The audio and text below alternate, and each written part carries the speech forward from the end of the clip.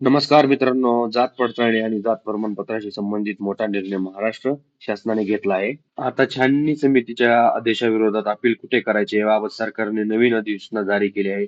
जर तुम्ही SC, ST, VJNT, OBC किंवा SBC प्रवर्गातील असाल तर ही माहिती शेवटपर्यंत नक्की पहा. महाराष्ट्र शासनाच्या 10 ऑगस्ट 2026 रोजी प्रसिद्ध झालेल्या राजपत्रानुसार महाराष्ट्र अनुसूचित जाती, अनुसूचित जमाती, विमुक्त जाती, भटक्या जमाती, इतर मागासवर्ग व विशेष मागासवर्ग प्रवर्ग जातीचे प्रमाणपत्र पडताळणी अधिनियम 2026 अंतर्गत महत्वाची अधिसूचना जारी करण्यात आली आहे. या आदेशानुसार जात पडताळणी संदर्भातील छाननी समितीने दिलेल्या आदेशांविरोधात अपील करण्यासाठी आता प्रत्येक महसूल विभागातील विभागीय आयुक्त यांना अपील प्राधिकरण म्हणून नियुक्त करण्यात आले आहे.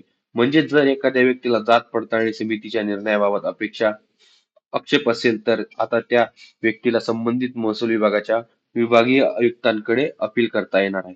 यामुळे अपील प्रक्रियेला अधिक स्पष्टता मिळणार असून नागरिकांना योग्य स्तरावर दाद मागण्याचा मार्ग उपलब्ध झाला आहे.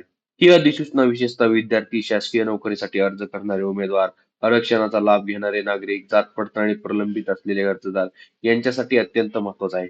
तर मित्रांनो, 10 ऑगस्ट 2026 रोजीच्या राजपत्रातील या निर्णयामुळे जात पडताळणीच्या प्रकरणांमध्ये अपील करण्यासाठी विभागीय आयुक्त हे अधिकृत अपील प्राधिकारी असतील.